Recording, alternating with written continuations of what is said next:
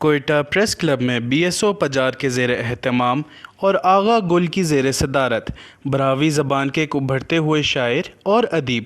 ابرار برکت کی لکھی گئی کتاب ڈھاٹ کی نمائشی تقریب کا انعقاد کیا گیا، جس میں سابق وزیر اعلیٰ بلوچستان ڈاکٹر عبدالمالک بلوچ کو بطور مہمان خصوصی مدعو کیا گیا اور اس کے علاوہ دیگر سیاسی اور ادبی شخصیات نے بھی شرکت کی،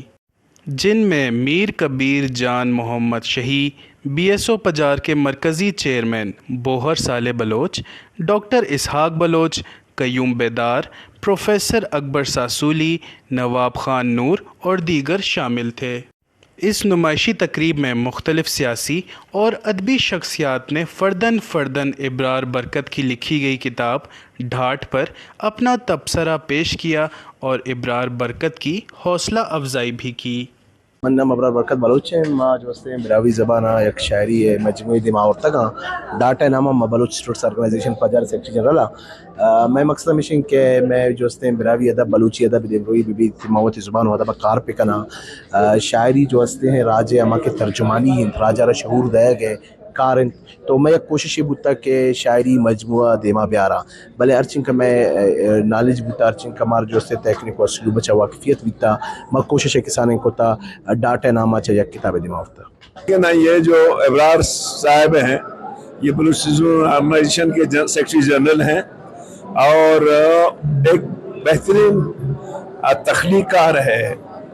اور یہ کم از کم 2 مہینے کے بعد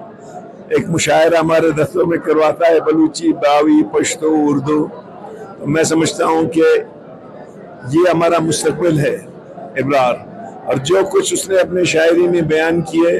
میں سمجھتا ہوں بہت آگے کی شاعری اس نے کی ہے، گو کہ ابھی تک وہ بچہ ہے، نوجوان ہے، تو میں امید رکھتا ہوں کہ ابرار براہوی ادب کو مزید اس میں نکال لائیں گے اور اس کو مزید آگے لے جائیں گے۔ نیشنل پارٹی کے سربراہ اور سابق وزیر اعلیٰ بلوچستان ڈاکٹر عبدالمالک بلوچ نے تقریب سے خطاب کرتے ہوئے کہا کہ زندہ قومیں اپنی زبان، ادب اور ثقافت سے بے پناہ محبت کرتی ہیں، لہٰذا ہمیں جب بھی موقع ملے تو حکومتی سطح پر اس مقصد کے لیے اپنی صلاحیتیں بروئے کار لانی چاہیے، کیونکہ ریاست اس معاملے میں سنجیدہ نہیں کہ قوموں کا ادب، زبان، ثقافت اور تاریخ کو تحفظ فراہم کر کے اس کی معاونت کرے۔ انہوں نے مزید کہا کہ ہمیں چاہیے کہ کتابوں سے محبت کریں،